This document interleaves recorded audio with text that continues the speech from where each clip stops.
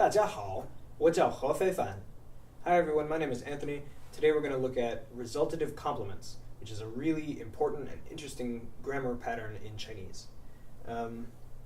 And what we're dealing with is the distinction between an action and the result of that action. So in English we make that distinction by using different verbs, like look versus see, or listen versus hear. Like you can search without finding. It's sort of related, but not quite the same. And so in Chinese, that same distinction is made by using complements. Now, a complement you guys have probably seen before in descriptive complement patterns, and this is grammatically similar or structurally similar. It's an adjective or an auxiliary verb that's sort of stuck onto the main verb that indicates the result of that verb.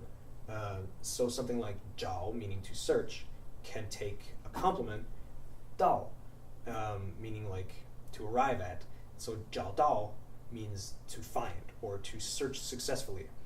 However you want to think of it, 找到 is like got it, found it. In a similar way, 看 is a verb meaning to look or to watch or to read, but when you add a complement to it, it has this sense of like, oh, I saw it, I spotted it, it's there. So in bird watching, you could say like, oh look, it's like, look over there, do you see it? Can you find it? 你看, and until you 看到, you're probably just going to be like looking through the binoculars searching for it, and when you see it, you're going to say, oh, 我看到了, I spotted it, 我看到了.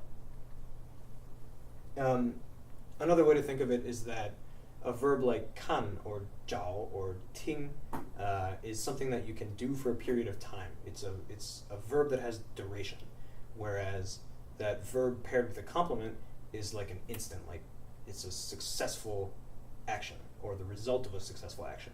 So 看 or 找 or 听 have duration, and 看到 is like an instant. 找到 is like you found it, you got it, it's an instant. So an example of that in a sentence could be 我花1个小时找手机，终于在床下找到了。So I spent an hour looking for my phone. 我花了1个小时找手机，终于 finally 在床下找到了. I finally found it under the bed. So that's the duration versus achievement thing. There are a few complements that are especially common, things like 到 or 好 or 东 or 对 and 错, like right or wrong.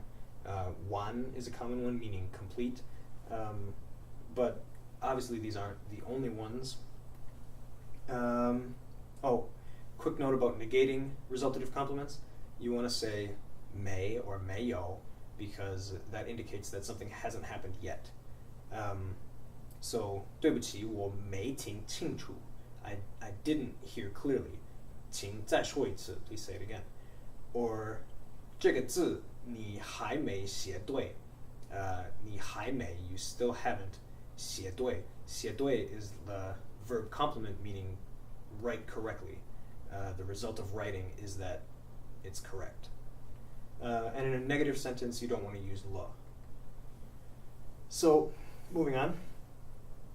好 is a very, very common resultative complement. You might have been using 准备好了 without realizing that that's a verb complement structure. And 好, when it's used as a complement, indicates like a sense of readiness, like, okay, what's next? I'm good. So 考试准备好了 is like, I'm prepared for this test, and the result of that preparation is that I'm good, I'm ready. Or 功课做好了, 终于可以睡觉了.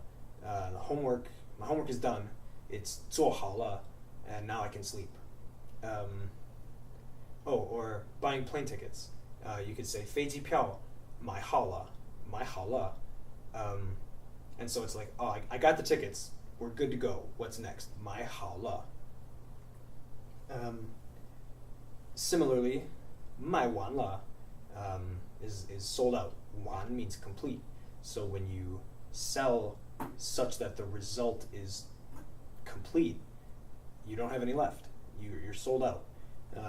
So a sign might say 对不起,卖完了, or 吃完了.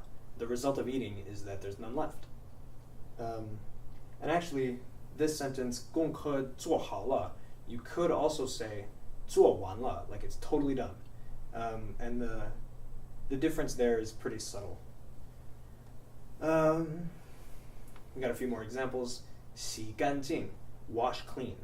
干净 is an adjective meaning clean, not dirty anymore.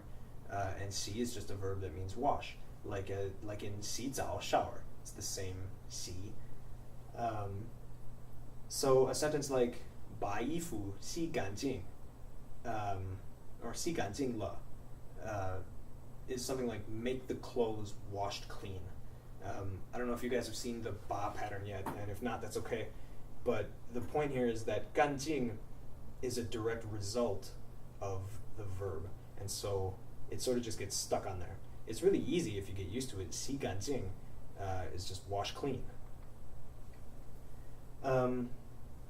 Or in a sentence like 吃饱, 午餐要吃饱, like at lunch you should eat till you're full.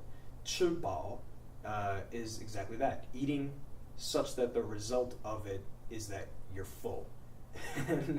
if that's a weird way to think of it, just remember that 饱 means full and 吃 means eat. When you stick them together, it's eat till you're full. 吃饱了, I'm full. I ate till I'm full.